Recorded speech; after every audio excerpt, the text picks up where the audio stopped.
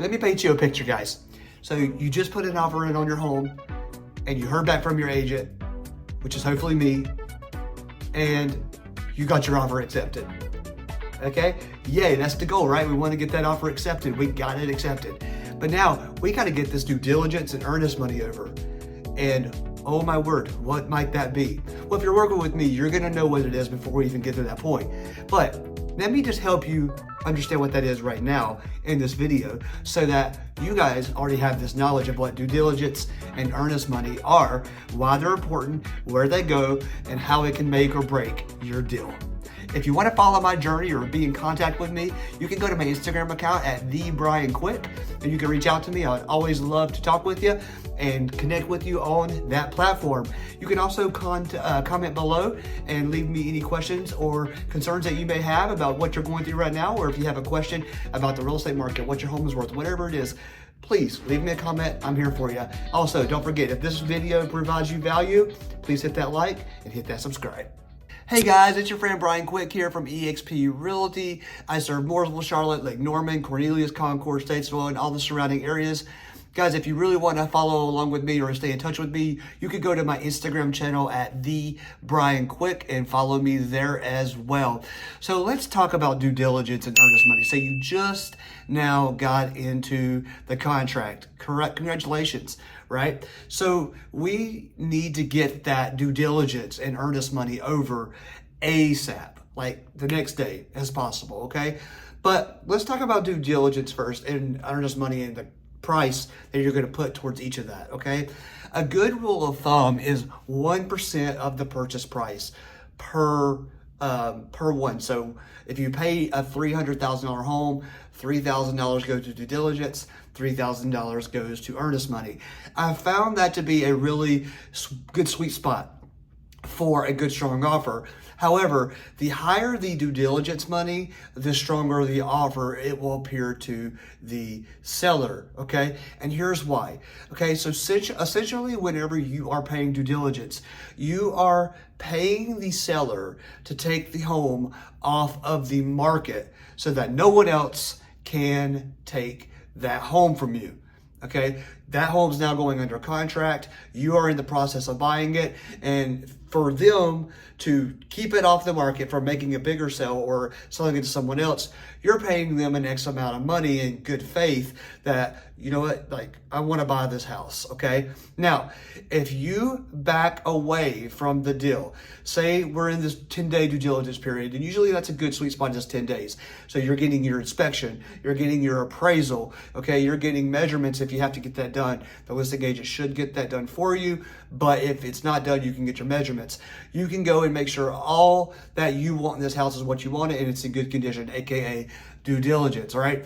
And say after that 8-day period, you're like, I don't want this house anymore. The inspection came back terrible. This house is like, it looks great on the surface, but the bones is just terrible. I want out. Okay, you can breach that contract within that 10-day due diligence period. However, the seller gets to keep that $3,000 that you gave to them in good faith that you're going to buy this house. So now that seller gets to take that $3,000 that you gave them, it's theirs, and they can now put it back on the market, okay, because you're popping out of there and looking for another house. So that due diligence money is them taking it off the market for that 10-day period so that you can do all the justifiable needs that you need to do, all the due diligence that you need to do in order to make sure you want this home. However, if you back out, you lose that $3,000, excuse me, and it goes to the sellers, and they get to relist their home. Okay. Again, it's really just about paying them to take it off the market and give you time to do your due diligence within that period. Again, if you back out, you lose that $3,000.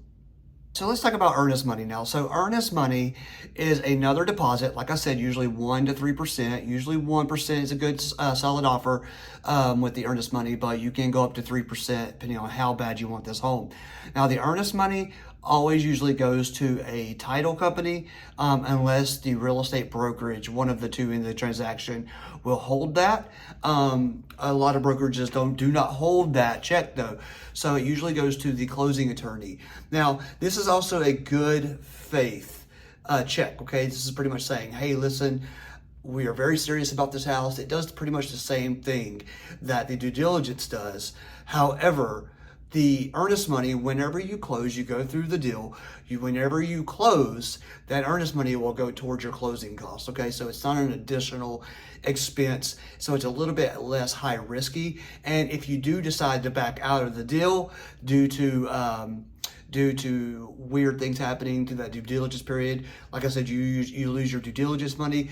Usually, you'll get that earnest money back. Okay, so that's why I say earnest money is a little less risky. However, it can cause some problems whenever you are trying to buy your house and you decide to back out and try to get that money somewhere, because whenever their attorneys are holding a lot of money for different accounts, it sometimes takes a little bit of time for you to get that money back. However, if you do close on the deal, you'll get that money added towards your credit to your closing cost. Now, let's talk about what type of check that you want to use, okay? Because you don't want to use a personal check.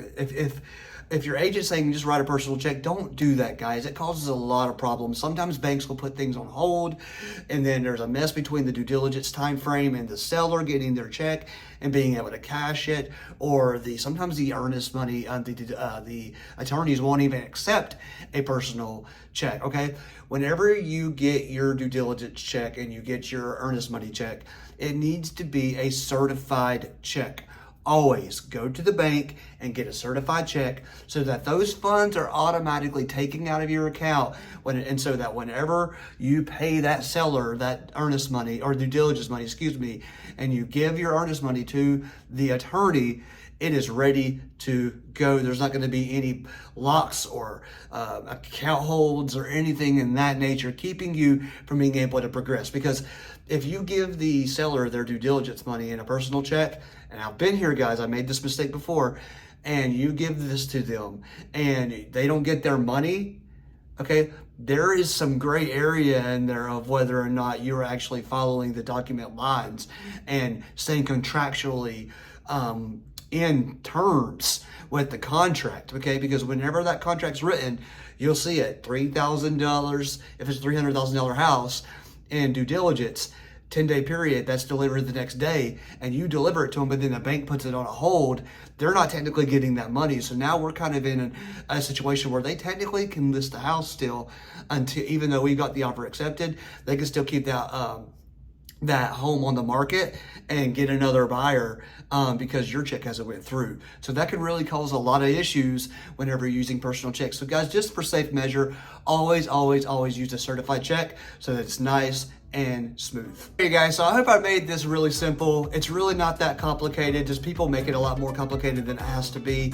If you do have any questions about earnest money or due diligence or any of that, please leave a comment below. I would love to answer the questions for you as soon as I can, so that you have some clarity on that. Maybe I missed something that you have a question about. I'd love to be able to answer and connect with you for you so that you can make that process much more clear. When you understand the process of buying a house, it makes it a lot easier on the emotional side of when you're buying. So that's one of the things about real estate agents, is when we set you up for success emotionally, with what the rules are and what we can do for you and how it works, it's a lot easier on you emotionally when buying a house, okay? Guys, like I said, you can follow me on Instagram at @TheBrianQuick. Also, if you haven't already subscribed to this channel, please subscribe and give me a like if you thought this video had some value that you feel like you can take away with. But yeah, guys, I appreciate you so much. I appreciate what you do. And guys, if you ever have any questions about buying a house in Mooresville, like Norman, Charlotte, Cornelius, Concord, Statesville, or you want to sell, or you want to know even the comp on your home, guys, shoot me a message down below in the comment section, or you can reach out to me on Instagram, or even just give me a call. I would love to be able to help you. The number's right there.